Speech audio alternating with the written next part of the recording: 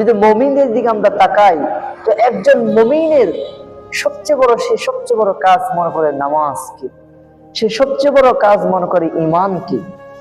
যে আমি ইমানদার হতে হলে, আমার ইমানকে সঠিক তর রাখতে হলে কি কি কাজ করতে হবে। একজন মুমিনের গুণ সিফাত হলো এটা।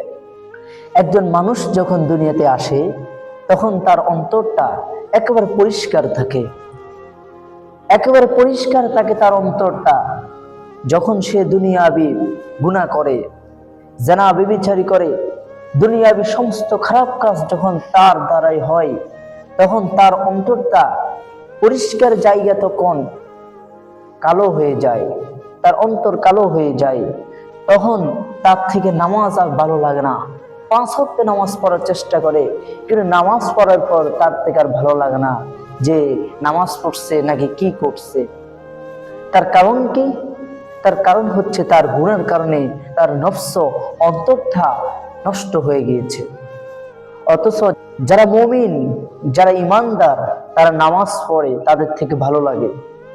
তারা ফরজ নামাজ তো পড়ে, তার পাশাপাশি নফল নামাজগুলো পড়ে, কারণ নামাজ যতই পড়ে ততই তাদের থেকে ভালো লাগে। আর যে গুনাহগার, বদকার, তার থেকে নামাজ ভালো লাগে না, তার থেকে রোজা রাখতে মন চায় না, কষ্ট লাগে তার থেকে কোরআন মাজিদ শুনতে ভালো লাগে না, কাউকে শুনাইতে ভালো লাগে না, কোরআন পড়তে ভালো লাগে না, কাউকে কোরআন পড়াইতেও ভালো লাগে না। একজন মুমিন, তার মধ্যে কয়েকটি গুণ থাকতে পারে। 1 নম্বর গুণ, যদি তার ধন থাকে সে বেশি বেশি দান করে। যদি তার উপর যাকাত ফরজ হয় সে যাকাত দেয়। যদি তার উপর হজ ফরজ হয় সে হজ করে, এবং সে তার পাড়া প্রতিবেশী যেসব আত্মীয় স্বজন রয়েছে তাদের দেখাশোনা করে, তাদেরকে সাহায্য করে, সহযোগিতা করে। আর এর বিপরীত, যার টাকা পয়সা রয়েছে কিন্তু ইমান নেই, গুনাই তার অন্তরটা ভরপুর করে ফেলেছে, তার কি অবস্থা? সে তো কখনো যাকাতও দেওয়ার চেষ্টা করে না। হজ ফরজ হয়েছে, হজও করে না, আত্মীয় স্বজনের খোঁজ খবর রাখে না। শুধু তার চিন্তা থাকে কিভাবে আরো টাকা বৃদ্ধি করা যায়, আরো কোটি কোটি টাকার মালিক কিভাবে হওয়া যায়, কিভাবে ধন সম্পদ, গাড়ি বাড়ির মালিক হওয়া যায়। অথচ যদি মুমিনদের দিকে আমরা তাকাই, তো একজন মুমিনের সবচেয়ে বড় কাজ মনে করে নামাজ কি, সে সবচেয়ে বড় কাজ মনে করে ইমান কি। যে আমি ইমানদার হতে হলে, আমার ইমানকে সঠিক তর রাখতে হলে কি কি কাজ করতে হবে। একজন মুমিনের গুণ সিফাত হলো এটা। আর বদকার যে, গুনাহগার যে, নাফরমান যে, সে সবসময় মাথায় রাখে আমি কিভাবে আমার টাকা পয়সা আরো বৃদ্ধি করা যায়, কিভাবে ধন দৌলতের মালিক আরো বেশি হওয়া যায়। সবসময় তার মাথায় এই চিন্তাই থাকে। মানুষ দুনিয়াতে যখন আসে তার অন্তর পরিষ্কার থাকে, যখন সে গুনাহ করে অন্তর কালো হয়ে যায়, তখন তার মুখ দিয়ে কোরআন হাদিসের বিরুদ্ধচারণ শুরু হয়ে যায়। সে কোরআন হাদিসের বিপক্ষ কথা বলতে কখনো দ্বিধাদ্বন্দ্ব করে না।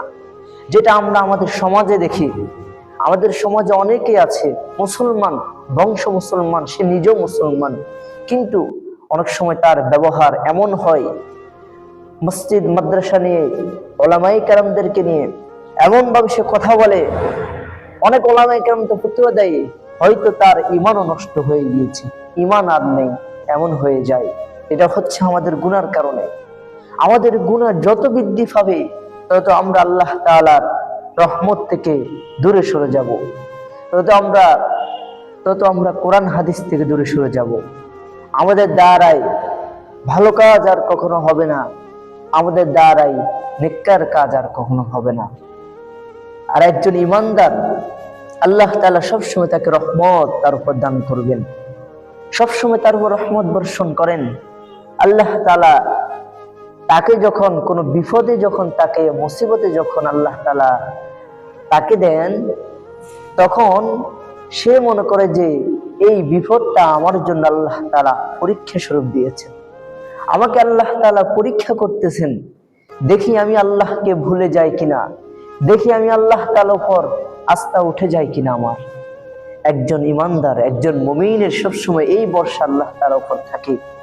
আর একজন নাফরমানকে যখন আল্লাহ তাআলা পরীক্ষা করে, নাফরমান মনে করে যে আল্লাহ তাআলা তার উপর মুসিবত ঢেলে দিয়েছে, আল্লাহ তাআলা তাকে লাঞ্ছনা করতেছে, তাকে দুঃখে কষ্টে বরাকান্ত করতেছে, আল্লাহ তাআলা তাকে কেন সহযোগী করতেছে না, তাকে কেন অমুকের মতো টাকা পয়সা কেন দিতেছে না, ধন দৌলত বাড়ি গাড়ির মালিক কেন বানাইতেছে না। একজন নাফরমান সবসময় এটাই মাথায় রাখে। একজন মুমিনকে যখন মুসিবত দেওয়া হয় তখন ওই মুমিন মাথায় রাখে যে আল্লাহ সুবহানাহু ওয়া তাআলা আমাকে পরীক্ষা করতেছে, আমার অন্তর যাচাই করতেছে। যেরকম ভাবে সাহাবায়ে কেরাম, তাবিন, তাবে তাবিন সহ নবী রাসূল পয়গম্বরদের অন্তর আল্লাহ তাআলা যাচাই করেছেন। নবী রাসূল সাল্লাল্লাহু আলাইহি সাল্লামদেরকে আল্লাহ তাআলা চাইলে দুনিয়ার জমিনে টাকা পয়সা ধন দৌলত দিয়ে ভরপুর করে দিতে পারতেন। কোন নবীকে আল্লাহ তাআলা সব দিয়েছেন, আবার পরীক্ষা করার জন্য সব নিয়েও গিয়েছেন। সাহাবায়ে কেরামদেরকে আল্লাহ তাআলা টাকা পয়সা সব দিয়েছেন, আবার আল্লাহ তাআলা পরীক্ষা করার জন্য নিয়েও গিয়েছেন। কিন্তু কখনো তারা নৈরাশ হন নাই, আল্লাহ তাআলার উপর ভরসা রেখেছে। কোরআনের ওই আয়াতের উপর তারা আমল করেছে, ইন্নাল্লাহা মা'আস সাবিরিন। তারা জানে যে আল্লাহ তাআলা ধৈর্যশীলদের সাথে রয়েছে।